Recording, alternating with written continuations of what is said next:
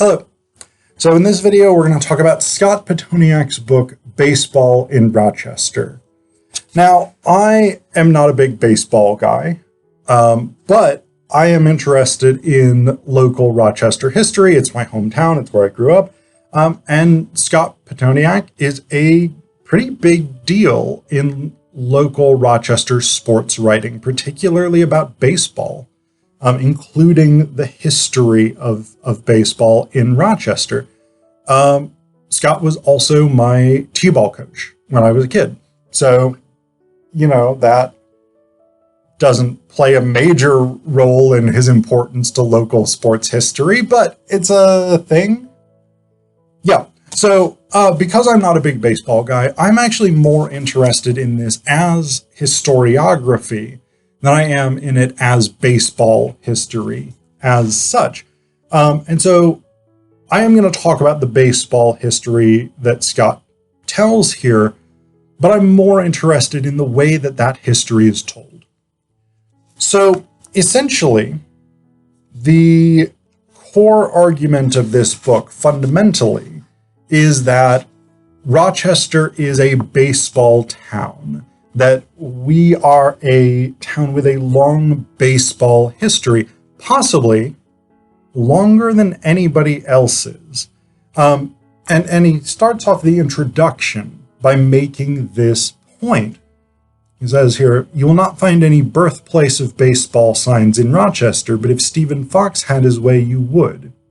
The author of a 1995 book that debunks long-held sports myths, Fox contends that baseball's origins can be traced to Rochester, not Cooperstown.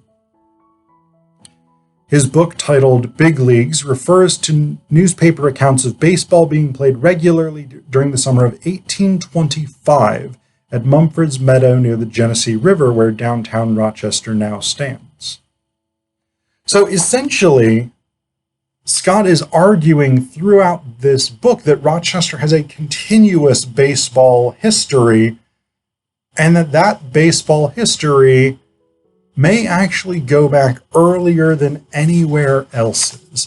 So there is a bit of sort of local pride here, but there's also good evidence for the early history of baseball associated with Rochester.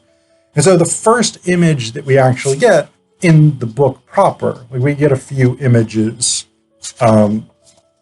We have this sort of pre-title page image of Cal Ripken Jr. When he played for the Red Wings in 1981, one of the greatest baseball players of all time, somebody whose name even I know. We get this picture of Silver Stadium in the copyright page.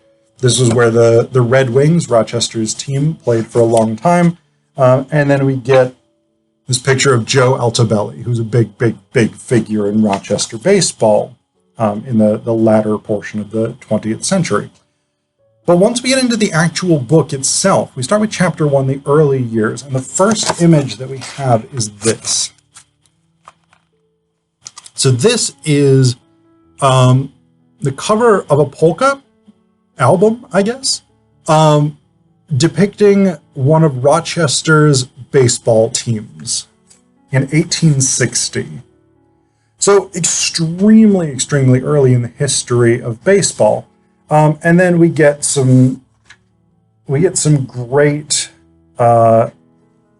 images of early baseball stuff. This is like the most 1911 team I've ever seen in my life, even though this picture is from 1884. So we have these sort of well-documented early elements of baseball history clearly intertwined with Rochester culture. This picture here is George Eastman in a catcher's outfit. George Eastman, if you know anything about Rochester, the Eastman Kodak Company, or Kodak, is the central, or was for decades, the central industrial producer in Rochester. Employed more than any other company. My dad worked for Kodak. Huge deal in Rochester history, one of the defining figures, and he is associated here with baseball. We've also got these elements where like massive names in baseball are associated sort of with Rochester. Babe Ruth came and played an exhibition game with the Yankees against the Red Sox. Against the Red Wings here. There's a ton, and one of the things is there's a ton of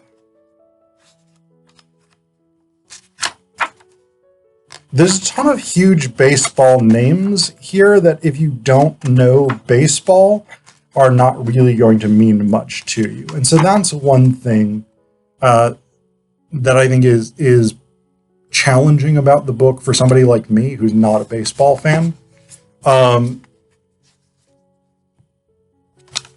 Jackie Robinson. I was about to say Jesse Owens.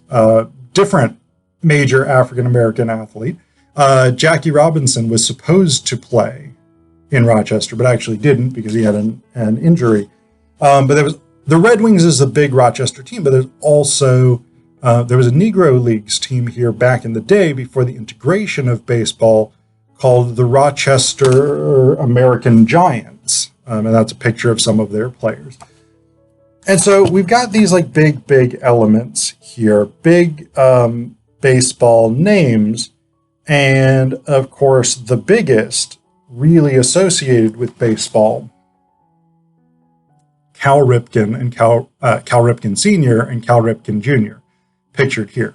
That's Cal Ripken Sr., that's Cal Ripken Jr., obviously. Senior managed the Red Wings in 69 and 70, and then his son, find the page properly dedicated to him. Cal Ripken came and played for Rochester in 1981. So again, one of the most famous and dominant baseball stars did play for Rochester. So this is what the book does, ultimately, is it charts the history of baseball in Rochester, but the way that it does it is almost exclusively through images and captions, which I think is a really, really good technique in the sense that it makes this book quick and easy to follow, and especially for people who are going to sort of recognize important baseball figures. I don't know, Bob Gibson, maybe. I don't know how important a baseball history figure he is. Bull Durham, the film, was partially based on Ron Shelton's experience with the Red Wings in the early 1970s. I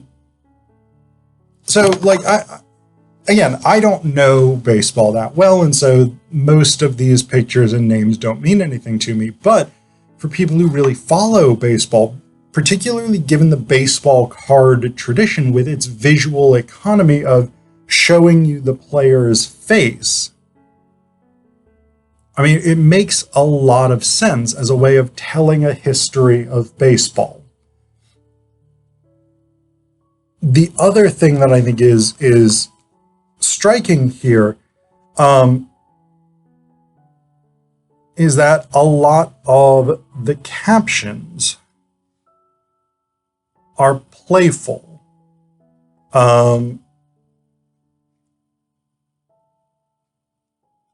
Let me try and find a good one. Okay, so here we go. A lot of the captions are playful, which makes them more engaging, makes them more interesting.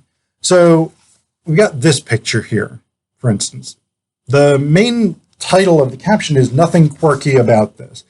And yeah, you look at it, there's nothing quirky about that. Where does that title come from? Well, when you read on, we have Wings first baseman Boog Powell, number 29, shakes hands with Art Quirk after the pitcher gets the final out of a 7-inning no-hitter against the Syracuse Chiefs on July 4th, 1961. And so often what Scott has done is sort of play on people's names or play on an important event to make these captions more engaging, more interesting, and therefore to help them stick in the reader's memory. So it's a good technique for this type of local history. And again, because it's done in largely photographs, but also some illustrations, going back to 1860, like it establishes this long, continual history of baseball in the area.